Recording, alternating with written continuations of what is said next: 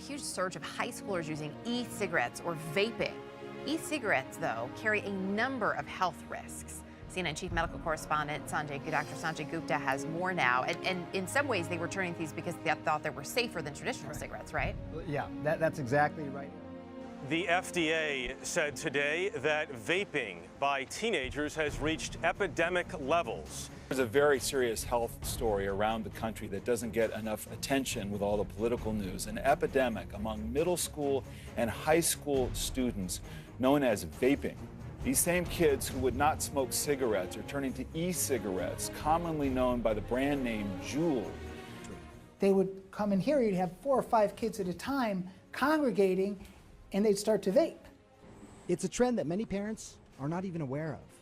But e-cigarette use, or vaping, has grown an astonishing 900% among high school students in recent years, according to the Surgeon General. And a 2016 National Youth Tobacco Survey found nearly 1.7 million high school students and 500,000 middle schoolers had used e-cigarettes in just the 30-day period before the survey was taken. The vaping epidemic is spreading fast enough to already be here at Thomas Worthington. I interviewed a friend who has been vaping for over a year now, but he wanted to stay anonymous, so thankfully Xander King was here to be an actor in this interview. So how old were you when you started? 17 years old. Okay. So how were you introduced to it? I was hanging out with my freshman friends. They showed me the Juul. About how much do you spend a month on it? $51 a month. Wow. Are you addicted? Yeah. What's the longest you've gone without vaping? Probably 2 weeks. Okay. And would you ever try smoking? I'd try it. Who's the youngest person you've seen vape? I haven't seen it, but I've heard of 6th graders doing it. Okay. Have you ever offered a Juul to someone? A few people, yeah. Okay. Do you know what you're inhaling in a Juul pod? Yes. Nicotine, glycerol, propylene, glycol, benzoic acid. Do you know how much nicotine is in a Juul pod? 5%. E-cigarettes help plenty of smokers quit, but there are still plenty of unknown effects it can have on our bodies. For all we know, vapes could be worse than cigarettes in the long term, but there's no evidence to prove this right or wrong. Similar to when smoking was a normal thing, vaping is being promoted as healthier and safe. Phil Busardo grew up in a family of smokers and now runs a YouTube channel with thousands of subscribers that promotes vaping. He believes it is the best tool to encourage smokers to quit, but he also wants to answer the big question: what are the long-term effects of vaping? Testing is something that we really, really need in the industry, right? Because I get asked so many times, is nickel bad for you? Is titanium bad for you? I don't know. I'm sick of saying I don't know. We need testing with all of the things that we do, how we do the things that we do, with all different wattages, all different materials, but they need to be tested in our application.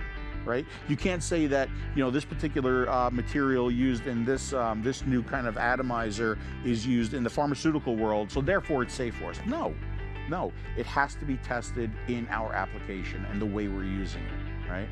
This is a materials analyzer, so if I don't know what a device is, I can just take this, put it up against it, push the button, okay, and I know that this is a zinc alloy. Many people fall under the impression that vaping isn't as bad as a tobacco product, but vaping is actually a tobacco product. The nicotine in vapes is the same nicotine in a cigarette. The tobacco industry that brought us cigarettes is the same industry that brought us these e-cigarettes. So many people support the e-cigarettes because they help stop smoking, but other people view it as another tobacco product entering the industry that will destroy more lives. Derek was interviewed on the documentary Beyond the Cloud and explained why, as the leader of the World Health Organization, that he does not trust e-cigarettes. First, I learned how tough it is to herd 192 countries in a negotiating process. To get agreement was tough. Many people ask the question, can we trust the tobacco industry? I've tried to answer that question by asking the question, can we trust countries who make nuclear weapons? If they say that they're going to not drop a bomb on you, can you trust them? And the answer is no, you shouldn't trust anybody when it comes to dangerous products, whether they're nuclear weapons or trying to change tobacco products. That doesn't mean you can't talk to them.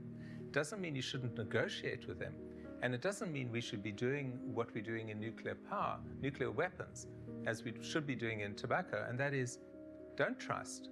Require they spell out a road for the future and ensure we have independent verification of whether they're doing what they say they do.